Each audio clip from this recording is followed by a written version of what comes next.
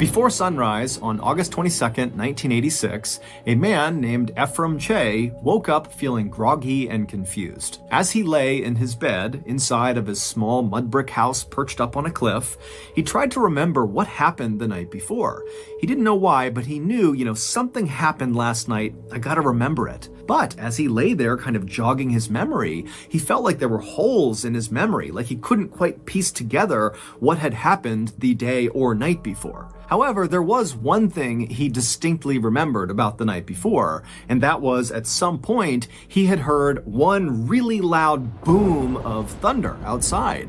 And Ephraim, kind of somewhere in the back of his mind, had thought, oh, it's gonna rain tonight, and maybe when I wake up it'll still be raining. And then Ephraim, no matter how hard he focused, he couldn't really remember how much time passed after hearing that booming sound and then getting in his bed the night before. But at some point he remembered being in his bed and feeling kind of sick. And that was it. That was his whole memory of the night before. And so that morning, August 22nd, when Ephraim has suddenly woken up feeling confused, he rolled over and he looked out the window right nearby his bed, and he looked outside and he saw the sky was clear and the grass was totally dry. There was no indication that it had rained anytime recently. And so Ephraim is thinking to himself, something is definitely off here, but I just can't get my mind right. And so finally, Ephraim just sits up in his bed, he swings his legs out of his bed onto the ground, he stands up and practically falls over once he's on his feet. But he eventually gets himself back up, kind of steadies himself, and then he thinks, okay, I need to go check on my 4 kids and make sure they're okay. But the second Ephraim began to move in his house, it was like his body didn't obey his mind. Because moments later, instead of checking on his kids, Ephraim had wandered out his front door and was just standing out in front of his house, just kind of staring off into the distance, having no idea why he walked out there.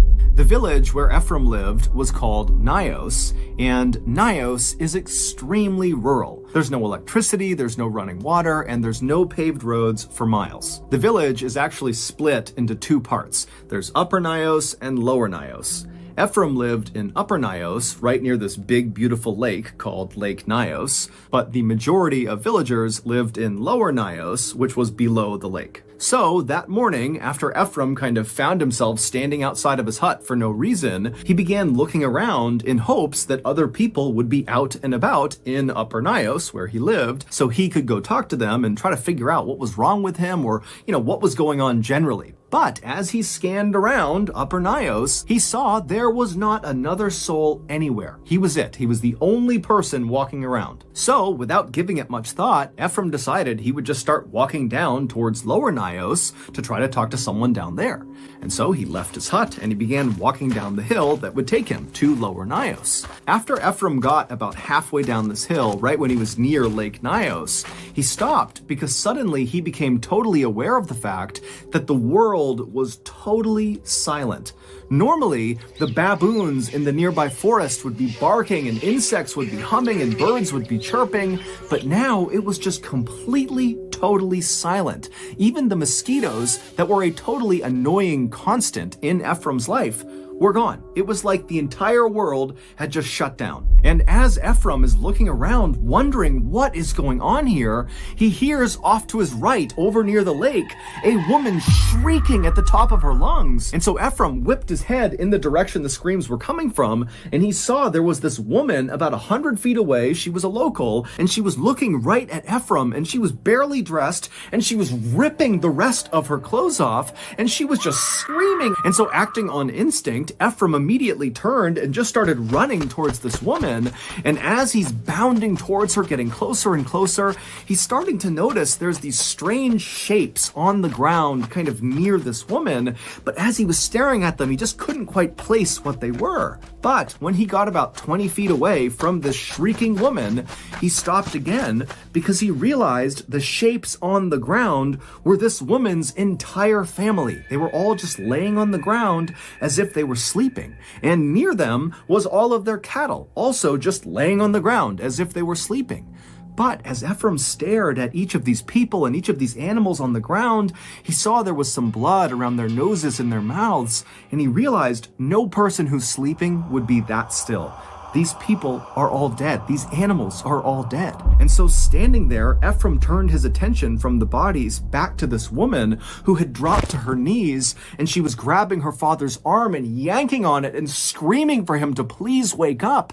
But Ephraim could tell there was nothing she could do. Everyone was gone. And Ephraim knew somewhere deep down that, he's supposed to go over and help this woman or console her. But suddenly this wave of fear came over him. The combination of having no idea what's going on, his mind really wasn't working still, and now seeing all these dead people, it was like he just couldn't handle it. And so even though he felt terrible about this, Ephraim took one last look at this very distraught woman and her deceased family, and he turned and he ran away. And when he got back to the main trail, he continued downhill in the direction of Lower Nios. Like all of you, I spend virtually all of my time daydreaming about climbing onto the back of a wild stallion and galloping down a deserted highway into an abandoned city full of zombies that I need to fight off using my wide array of strange DIY weaponry. Well, dream no more, because today we can kill zombies for real digitally with Doomsday: Last Survivors. And before I show you this gem of a game, I have a surprise for you. Thanks to Doomsday, not only can you now slaughter zombies with me, but also you can win $10,000 in cash prizes. Click the link in the description below and download the game, and you could potentially win some of that money. In Doomsday, which is a zombie survival strategy mobile game, you can choose whatever shelters you want and then go out and recruit the strongest heroes, like Catherine with her amazing spinning chainsaw, and they can lead your squad and defend your base from the endless waves of zombies. Another awesome thing about this game is you can march freely and change your route at any time to attack the enemy strategically. Also, you can join an alliance to explore the world with other zombie hunters. Heck, you might even run into me and Lungy's alliance, and maybe we'll let you join. So again, Doomsday, which lets you finally kill zombies for real digitally, is offering $10,000 in cash prizes. To potentially win some of that money, click the link in the description below and download the game, and you will see there is a might ranking, and the top 5 in that ranking will each walk away with $1,000 each. Outside of that might ranking, many other players will be chosen for cash prizes, some up to $500 each. Hurry and download Doomsday right now so you can join the limited time events to get the legendary hero Jaden and a $250 gift pack for free. The next zombie wave will arrive in 8 hours, so join me and old Lungy now.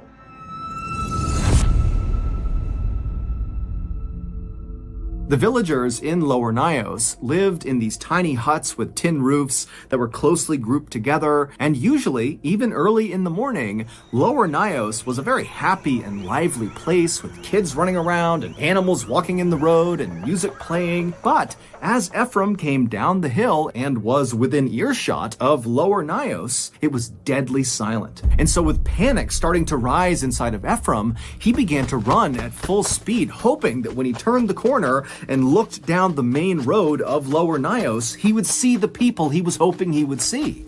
But when he turned the corner and looked down Main Street, all he saw were dead animals everywhere. They completely covered the streets, the sidewalk, everything. And so at this point, Ephraim was so desperate to see another person that he kept his eyes looking straight ahead so as not to look at all the dead animals, and just ran straight into Lower Nios, and he turned towards the first hut he saw, and he ripped the door open and he stepped inside, and as soon as he did, he just stopped.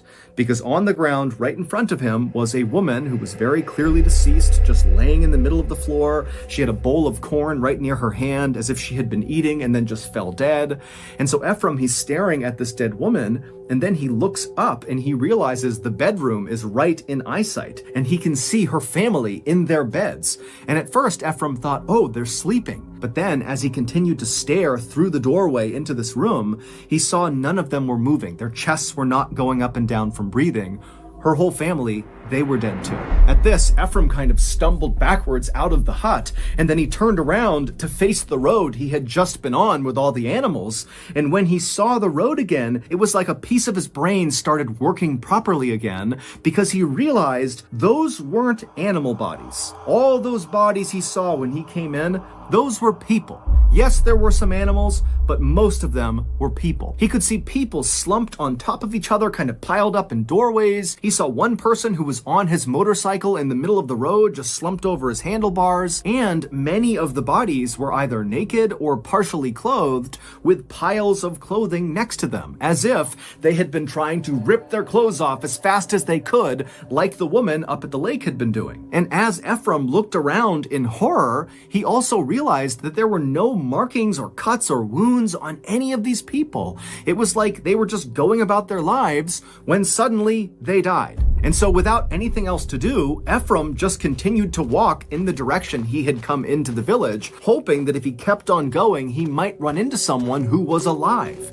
And so he begins walking down the road, he's stepping over bodies, he has no idea what to make of this, and then way down the road, up ahead, he sees there are two people coming towards him. There's a man and what looks like his son, and they're jogging down the road, stumbling over bodies, running towards Ephraim. And so Ephraim stops, expecting these people are going to stop and talk to him. But as these two people got closer, Ephraim saw both of them, the father and the son, their eyes were wide and they were looking straight ahead with kind of a distant 1,000-yard stare, and they didn't stop for a second for Ephraim. It was like they didn't even see him. They just kept on running down the road, past all the bodies. Ephraim didn't try to stop them. He just watched as they passed.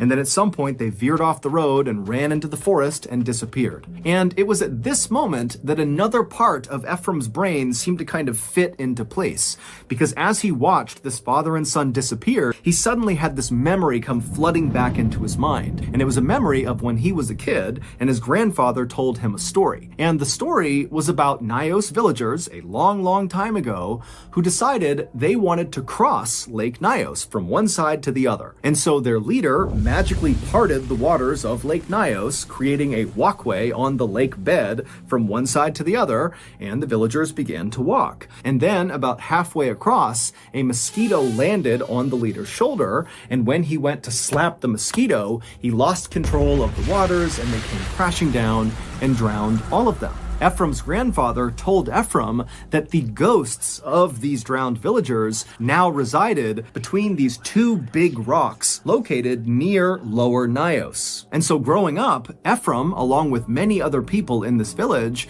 believed that because of these ghosts, Lower Nyos must be haunted. And in fact, that was actually why Ephraim built his house in Upper Nyos, to avoid these ghosts. And so now, as this memory of hearing this story from his grandfather has come flooding back to Ephraim, he thinks to himself, of course, all of this is the work of those ghosts. And so fearing he would be attacked next, Ephraim turned and just continued running down the road, dodging bodies as he went. And as he ran along, periodically he would stop at various tin huts and he would fling the door open in hopes he would find some survivors. But each time he went inside, everybody in there would be dead, lying in their beds or sitting in chairs or lying on the ground. But after running for quite a while, Ephraim turned to go into yet another hut, and right as he reached for the door opened on its own. And standing in front of him was the owner of this hut. His name was Joseph Nequain, and he was in much worse shape than Ephraim. The night before, Joseph had been inside of his hut when suddenly outside he heard that very loud booming sound that sounded like thunder to Ephraim. And then after hearing the sound, Joseph heard his daughter in her bed making this terrible snoring sound. And so instinctively, Joseph turned to walk over to his daughter to make sure she was okay, but he only got a few steps before he collapsed to the ground. He had woken up that morning with cuts all over his arms from where he fell, and he was also totally exhausted and very confused like Ephraim, and so he managed to drag himself over to his daughter's bed, and he pulled himself up onto her bed, and when he got up there, he realized his daughter was deceased. And so now Joseph has opened the door and he's looking out, and there's there's all these dead people everywhere, and Ephraim is looking back at him, and Joseph just can't process anything. He's just standing there in a total daze, and Ephraim, he wanted to say something, but no words could come out. And so he too just stood there looking at Joseph, and the two men just stood there right on the threshold of this hut, staring at each other, saying nothing for several minutes, until finally they both just extended their hands and shook silently, and then Ephraim turned around and ran back into the road. And so Joseph at first followed Ephraim kind of out of instinct, but very quickly he veered off from Ephraim, and Joseph went into his neighbor's hut to see if they were okay. But when he opened the door and went inside, he saw all of his neighbors were deceased. But Joseph, he barely reacted to this. It was like he was so numb to what was going on, he just couldn't process it. But after seeing all of his neighbors dead, somewhere deep down inside of his consciousness, Joseph knew he had to go find help. That was his mission. And so he left his neighbor's hut, he ran back to his own hut, he climbed onto his motorcycle, and he started to drive.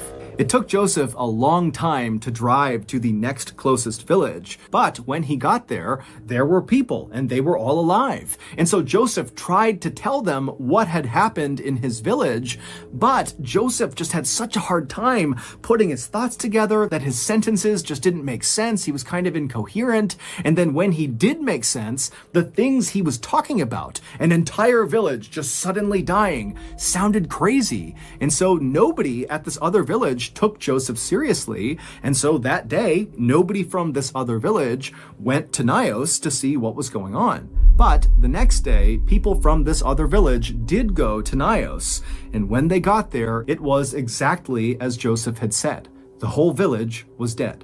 And as authorities would soon find out, it was not just Nios that was affected by this tragic event. Several villages not far from Nios had also suffered mass casualty events on the morning of August 22nd, 1986. And soon, news of these strange mass death events in West Africa were making the news all over the world. And so on August 25th, 3 days after this terrible event, an American scientist named Joseph Devine turned on his TV and saw the news coming out of West Africa. The newscasters were totally baffled about how this could have happened, and no one can figure out what killed these people. And Devine is just staring at his TV in shock, and then he turns, runs to his phone, and he calls his contact at the US government and told them, "You gotta send me to Nios." And because his contact knew Devine's background, he immediately said, "Yes, I'll get you on a flight as soon as we can." Devine and his scientific partner,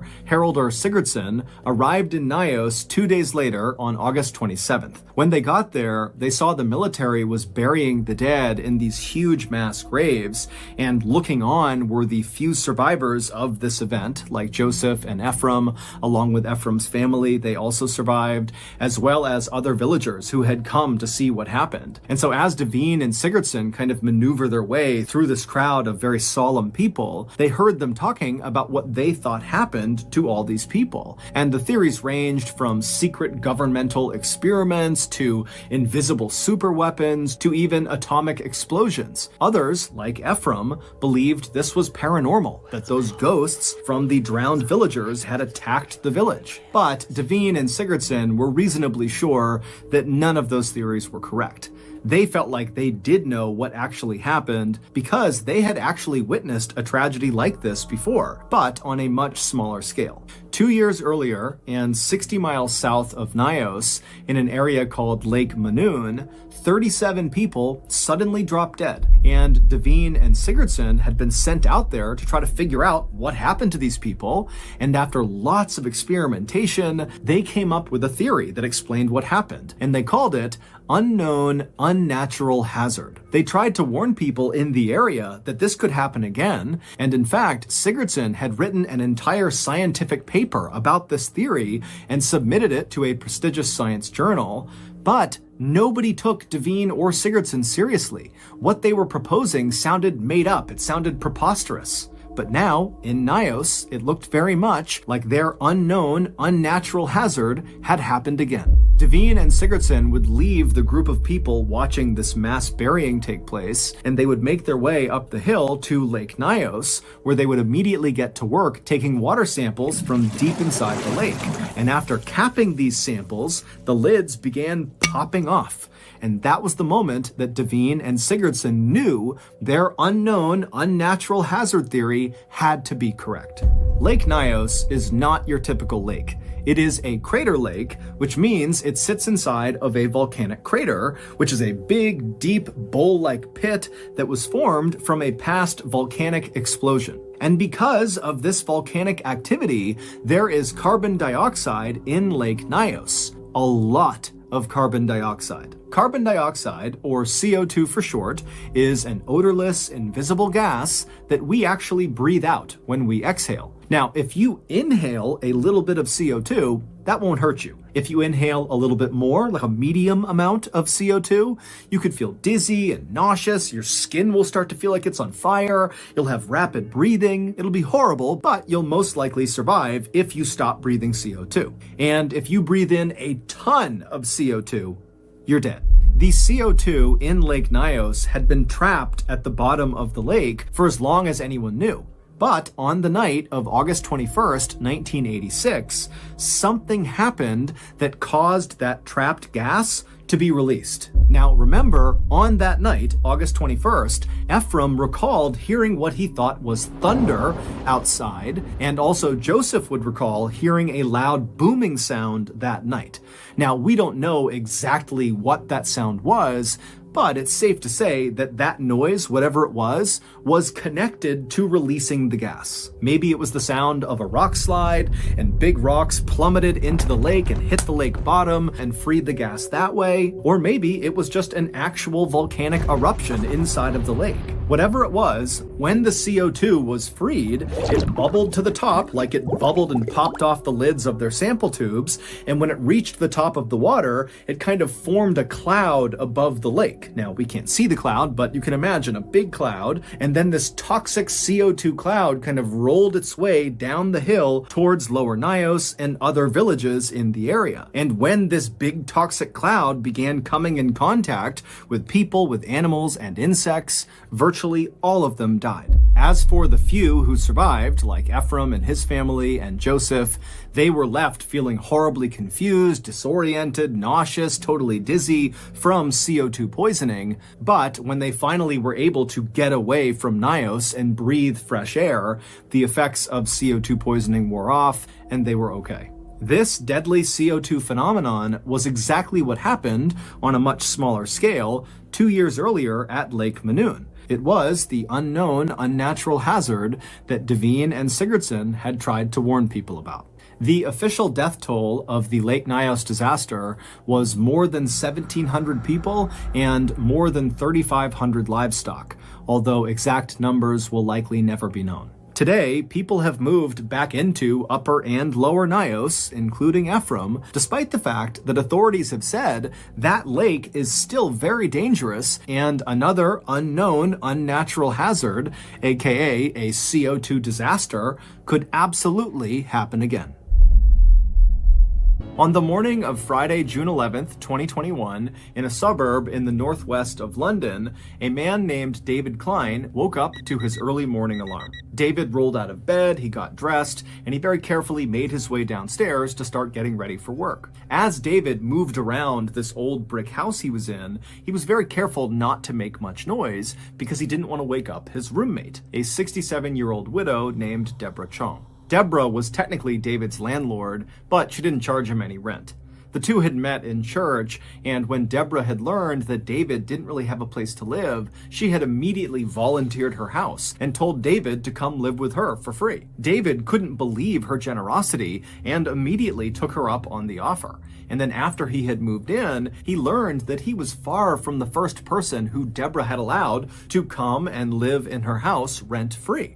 It would turn out Deborah, whose late husband had given her a ton of money in his will, felt like it was her responsibility and her duty to use her ample resources to house people that were kind of down on their luck. She said it was her way of serving God. Also, David got the impression that Deborah just liked having people living with her in her home. It made her happy. But David would notice a distinct change in Deborah's personality around the time the COVID-19 pandemic started in early 2020. At that time, Deborah, like many other people, was very concerned about this global health crisis and wanted to learn more about what was happening and what could happen in the future. And so the way she did that is she obsessively began going on YouTube and began consuming COVID-19 related content and political content surrounding COVID-19 and the pandemic and lockdowns. But instead of becoming more educated and well-versed on what was happening in the world, Deborah's constant consumption of COVID-19 related content on YouTube really just made her feel incredibly stressed out and anxious. And as David began to see firsthand, Deborah's sudden high levels of anxiety really began wreaking havoc on her life. Years earlier, Deborah was officially diagnosed with paranoid schizophrenia, which is a mental illness that causes bouts of psychosis, which is like losing touch with reality. Now, pre-COVID, pre-pandemic, her symptoms were so mild that she basically led a totally normal life. But once the pandemic started and her YouTube quest for information caused that spike in stress and anxiety, it caused a spike in her symptoms. And so she began suffering from frequent and lengthy hallucinations and delusions. One time, David came home from work, and when he went inside the house, he found Deborah sitting at the kitchen table, diligently writing these handwritten letters to various British public figures.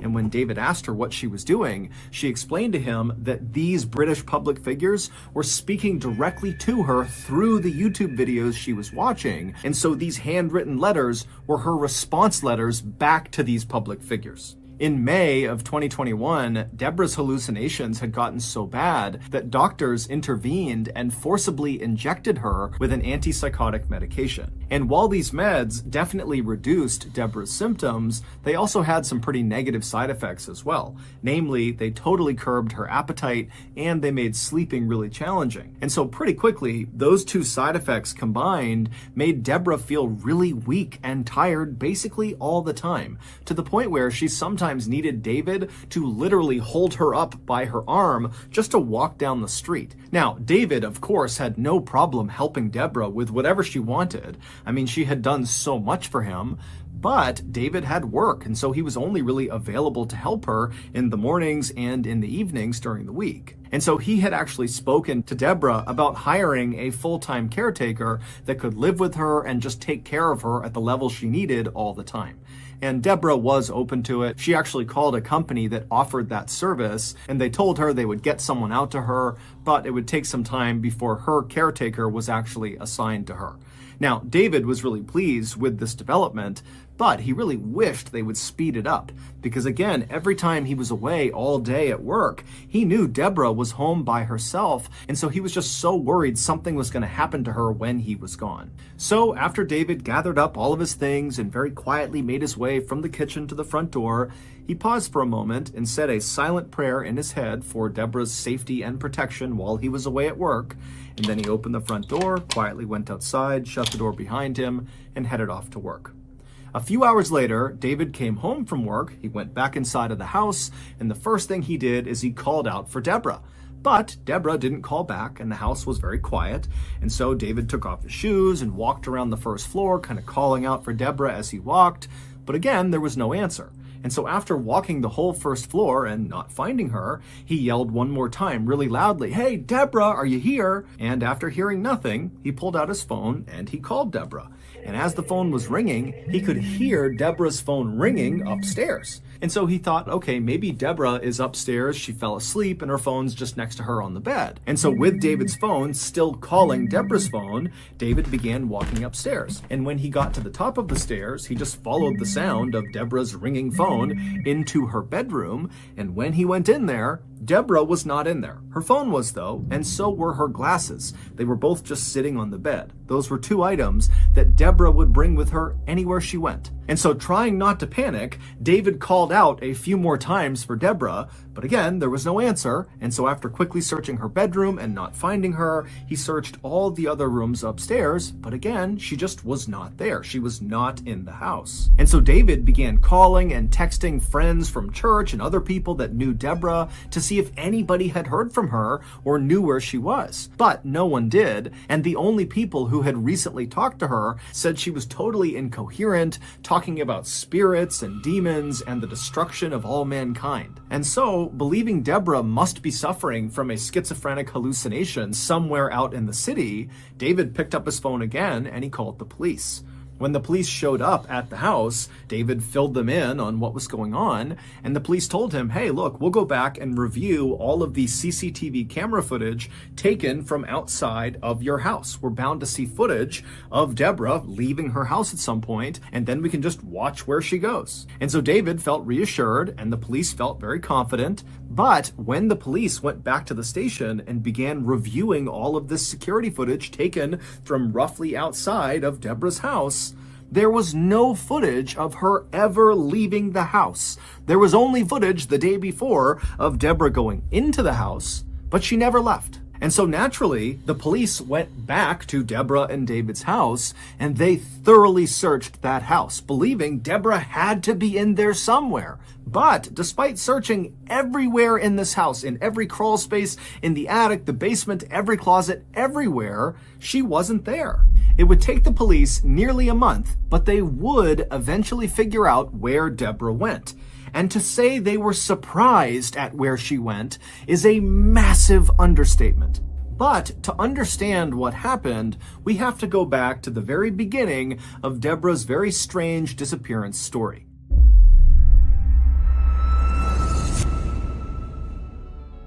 Last weekend, I looked over and I saw old Seagull Lung sitting at his miniature 1999 era G3 iMac, and I couldn't help but notice he was looking a little downtrodden. And when I saw what he was doing on his iMac, I knew why. He was hitting refresh over and over and over again on his MySpace page, and it wasn't changing the numbers. Old Lung hasn't had a view on his MySpace page since 2010. To cheer him up, I decided I would purchase a MySpace view bot and flood his page with tens of views. So I ran over to my windmill-powered laptop and began slapping away at the keys to navigate to an online vendor that sold MySpace view bots. However, as soon as I clicked on the link, this website is a virus, not an online vendor for MySpaceViewbots.com, I knew I had made a terrible mistake. Unbelievably, that website was riddled with malware, and so immediately my windmill-powered laptop caught on fire and then exploded, sending shrapnel raining down on me. Luckily, old Lung was in the other room, and he heard the commotion,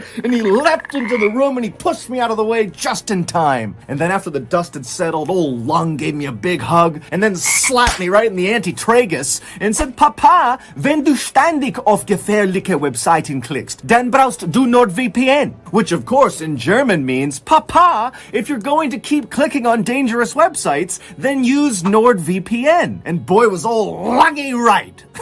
A VPN, or virtual private network, is a service that keeps you safe when you browse the internet, and NordVPN is the brand name in the VPN space. Not only will NordVPN keep your data safely behind their wall of next-generation encryption, but also, most importantly, they will block malware hosting websites and annoying pop-up ads and botnet control. So, if your online shopping seems to always turn into explosions and other various catastrophes caused by malware-hosted websites, then you need to take old Lungy's advice too and sign up for NordVPN today. Right now, you can sign up for a 2-year plan at a huge discount, plus get 4 additional months for free when you go to nordvpn.com/MrBallen. And it's risk-free with Nord's 30-day money-back guarantee. That's nordvpn.com/MrBallen, or click the link in the description below. Okay, back to the story.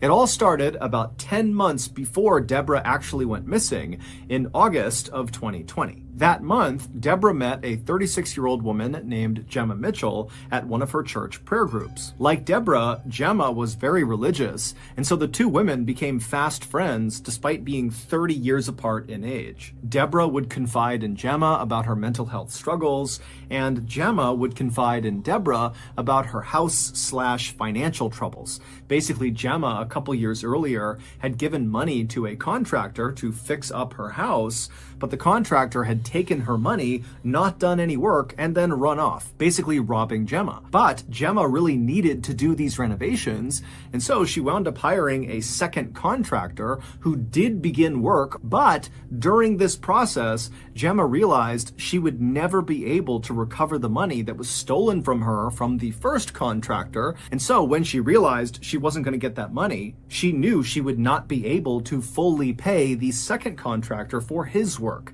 And so when the second contractor found out he was not going to get paid, he stopped work immediately, despite the fact that there was no working heat in Gemma's house and there was a huge hole in her roof. But Gemma had no way to fix this, and so she and her mom were just living in this house that was just totally freezing all the time. Deborah had been so moved by Gemma's situation that very quickly after meeting her, she offered £200,000 to Gemma to finish the renovations on her house under the condition that one room in Gemma's new house would be solely dedicated to Christian ministry. Gemma was overwhelmed with gratitude. She could not believe that Deborah was willing to do this for her. And so, of course, she agreed to her terms without any hesitation. After that, the two women began texting all the time about this renovation project. Deborah would suggest paint colors and different things to do with the inside of the house, and Gemma would text updates about the different contractors she had talked to who could do pieces of the renovation. Deborah was always inviting Gemma over to her house, and she even began referring to Gemma as her sister. And Gemma loved it because Gemma actually had always wanted to be much closer with her own biological sister, but they had kind of drifted apart. And so for Gemma, Deborah really did feel like the sister she was supposed to have. But their relationship was about to change drastically. In May of 2021, so 8 months after the two women met for the first time, and 1 month before Deborah would vanish, Deborah was forcibly injected with that antipsychotic medication in order to combat her paranoid schizophrenia. And right after Deborah got this injection, she began treating Gemma totally differently. She basically stopped communicating altogether with Gemma, and then in the rare times she would text Gemma, it was just to berate her about being a hoarder or being too messy and sloppy. Gemma didn't really know what to make of her friend's new behavior, but she knew, Deborah was going through a really tough time, and so Gemma just kind of took the abuse and didn't say anything. When Gemma did try to talk to Deborah by asking about the renovation project, which was quickly approaching on the horizon, Deborah would tell Gemma not to talk about it, that it was too stressful and just don't bring it up again. And then one day, Deborah just called Gemma out of the blue and said, "I'm not funding the renovation anymore, it's over, you're on your own." Gemma felt totally devastated and pleaded with Deborah to please reconsider. But Deborah was not about to change her mind, and in fact, on this call, she would tell Gemma, hey, you should just sell your house. And in fact, until you sell your house, don't contact me. And then Deborah hung up. Gemma didn't know what to do. She felt like she really could not sell her house because it was kind of like a family heirloom that had been passed down for generations, and so it just felt wrong to sell it. But on the other hand, without help, she would never have enough money to fix the house up. And so she was totally stuck, and she felt like her only option was to go to Deborah and have one more conversation and just really plead her case and see if maybe there was some chance Deborah would change her mind. So, on the morning of June 11th, 2021, so this is the day that Deborah goes missing, Gemma showed up on Deborah's porch and rang her doorbell. She arrived just after David had left for work. A few moments later, Deborah slowly made her way to the door. She opened it up. She saw Gemma out there and asked, what's going on? And Gemma just very politely said, "Would you please let me come in? And can we just talk one more time about the renovation?" And Deborah, who was not very enthused at the idea of having this conversation, situation, said, you know what? Okay, come on in. And so Gemma would go inside and the two women would go sit down and they'd exchange some pleasantries. And then at some point when there was a break in the conversation, Gemma brought up the renovation. She had actually written out this whole speech about how incredible Deborah was and how these renovations, if they went through with them, would mean so much to her, Gemma, and her family. But as Gemma is going through this pitch, Deborah just cuts her off and says, Gemma, I'm sorry, but my decision is final. I am not paying for the renovation. I'm sorry. A little while later, both Gemma and Deborah would leave Deborah's house. And there actually is CCTV footage that shows the pair walking on Deborah's street right outside of her house. However, the reason the police did not flag this footage when they first were scanning all of that footage to figure out where Deborah went is because when you watch the footage of the two women together, it actually only looks like one person. It looks like Gemma. But Gemma is wheeling a huge suitcase right behind her, and as it would turn out, Deborah was inside of it. It's assumed that after Deborah was forcibly given that antipsychotic medication for her paranoid schizophrenia, that it really leveled her out. She was suddenly thinking very clearly for the first time in months. And in this clear state of mind, it's believed she realized the 200,000-pound gift she was giving to Gemma, someone she barely knew, was a bad decision. And so she just wanted to back out of it. And so, back inside of Deborah's house, when Deborah and Gemma are sitting there, and Gemma is doing her speech to try to convince Deborah to change her mind, and Deborah is saying, no, my final answer is no, it's over, that's when Gemma snapped. She grabbed a blunt object, we don't know what it was, and she smashed Deborah right over the skull and fractured her skull, causing Deborah to fall unconscious and slump onto the floor. And then Gemma leapt on top of Deborah's unconscious body. Gemma pulled out a knife and cut Deborah's head off. And then afterward, Gemma cleaned up all the blood in the house and then stuffed Deborah's body and head into that big suitcase. And then after Gemma stole several legal documents and a copy of Deborah's will, she walked out of Deborah's house with Deborah in the suitcase behind her. Gemma would walk with Deborah all the way back to her house, and then she would leave the suitcase, with Deborah still inside of it, in her backyard. She would just leave it there for 2 weeks, and then after those 2 weeks, Gemma would take the suitcase again, still with Deborah's body inside of it, and transport it 250 miles away to a seaside town where she would dump it. And in that seaside town, some vacationers would discover Deborah's body and call it in to the police. On July 6th, 2021, police would arrest Gemma on suspicion of murder.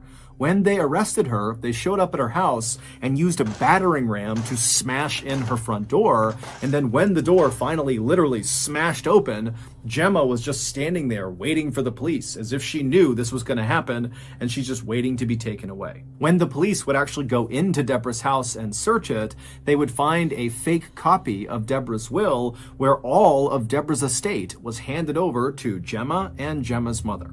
In October of 2022, Gemma was found guilty of murder and sentenced to life in prison with a minimum term of 34 years. To this day, Gemma insists she did not kill Deborah. So that's going to do it. If you got something out of this episode and you haven't done this already, in your will, give the like button a treasure map to a pot of gold. But replace the gold with a $6 gift certificate to Blockbuster. Also, please subscribe to our channel and turn on all notifications so you don't miss any of our weekly uploads. We have a podcast called the MrBallen Podcast that puts out brand new exclusive stories on Monday mornings, and on Thursday mornings, we put out the remastered audio of our best YouTube videos. Again, it's called the MrBallen Podcast, and it's available exclusively on Amazon Music. Consider donating to our charity. It's called the MrBallen Foundation, and it provides support to victims of violent crime as well as their families. Monthly donors to the MrBallen Foundation Honor Them Society will receive free gifts and exclusive invites to special live events. Go to MrBallen.Foundation and click on Get Involved to join the Honor Them Society today. We have 2 additional YouTube channels, MrBallen Shorts and MrBallen en Espanol. We put out near daily content on TikTok, Facebook, and Snapchat. All of those pages are just called MrBallen.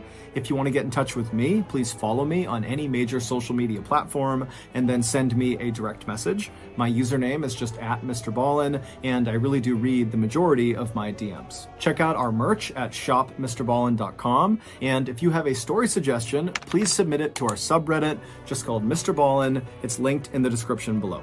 So, whether I see you on Twitter, Instagram, TikTok, Reddit, YouTube, Facebook, other YouTube channels, the podcast, wherever, just know that I really appreciate your support. And until next time, that's going to do it. See ya.